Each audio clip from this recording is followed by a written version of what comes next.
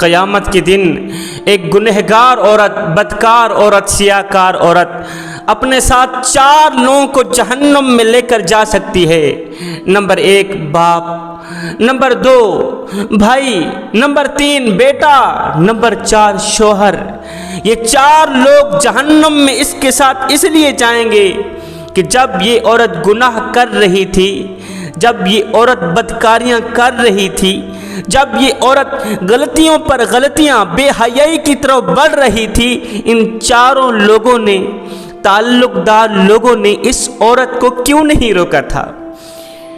جب یہ اللہ کے حکموں کو توڑ رہی تھی، نبی کے حکموں کو پامال کر رہی تھی، اس کے قدم بے حیائی کی طرف بڑھ رہے تھے، اس وقت ان 4 لوگوں نے اس خاتون کو کیوں نہیں روکا تھا؟ ساری زندگی اس نے غفلت میں گزار دی، نماز کے قریب نہیں گئی، ان لوگوں نے اس کو نماز کی ترغیب کیوں نہ دی؟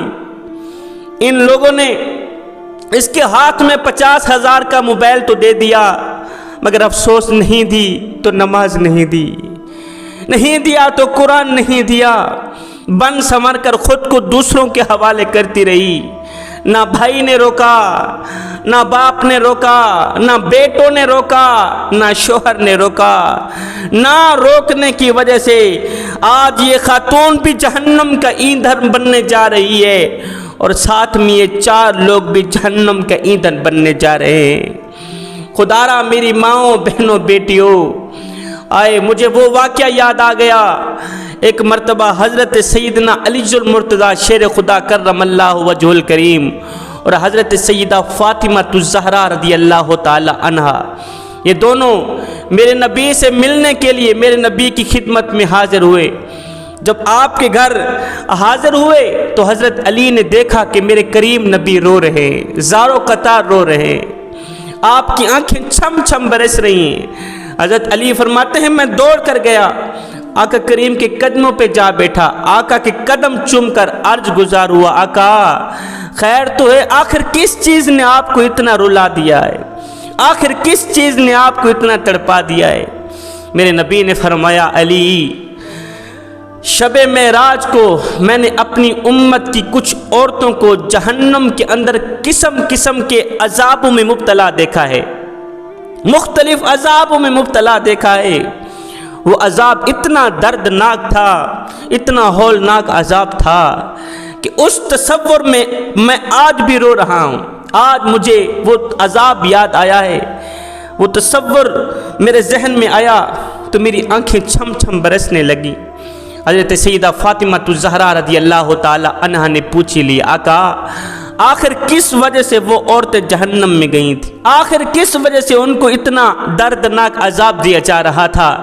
میرے کریم نبی نے وضاحت کرتے ہوئے ارشاد فرمایا، اے علی، اے میری فاطمہ، وجہ اصل میں یہ تھی، میں نے جہنم میں ایک عورت کو اس حال میں دیکھا کہ وہ اپنے بالوں کے ذریعے جہنم کی آگ میں لٹکی ہوئی تھی، اپنے بالوں کے ذریعے جہنم میں لٹکی ہوئی تھی، ہائے ہائے کی پکار رہی تھی۔ میں نے حضرت جبریل سے اس کی وجہ پوچھی تو جبریل نے وجہ بیان کی، آقا یہ آپ کی امت کی وہ خاتون ہے جو شادی شدہ تھی لیکن پھر بھی بن سنور کر اپنے خوبصورت بالوں کو سجا کر اپنے شوہر کو دکھانے کے بجائے غیر محرم مردوں کو دکھایا کرتی تھی۔ اپنے شوہر کو یہ خوبصورت بال نہیں دکھاتی تھی، اپنے شوہر کو دکھانے کے بجائے غیر محرم مردوں کو دکھایا کرتی تھی۔ اس وجہ سے اس عورت کو اتنا دردناک عذاب دیا جا رہا ہے۔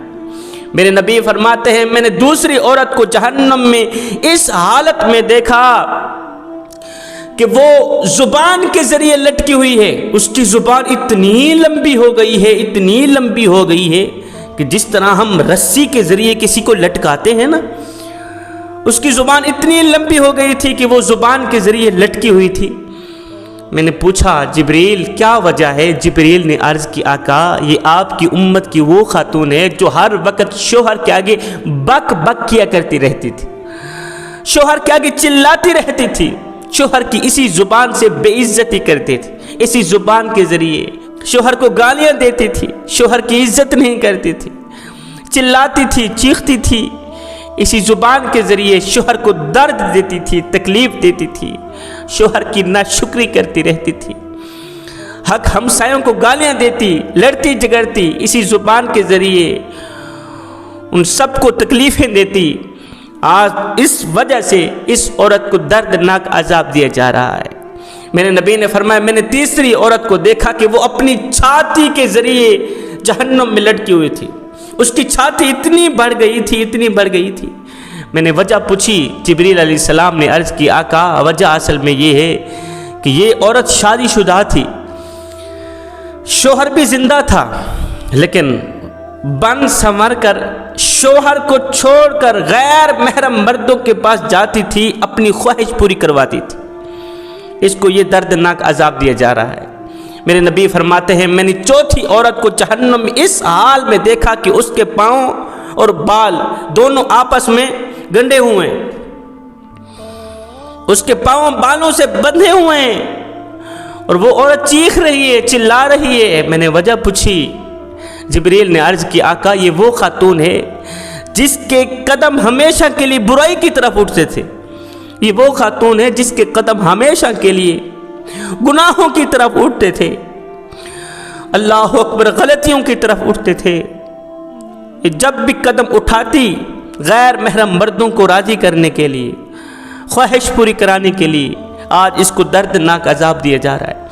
मेरे नबी फरमाते हैं, मैंने पांचवीं औरत को इस हाल में जहन्नम में देखा, हाय उसके हाथ और पैर दोनों आपस में बंधे हुए हैं और उसकी शर्मगाह से आग निकल रही है। इतना दर्दनाक अजाब।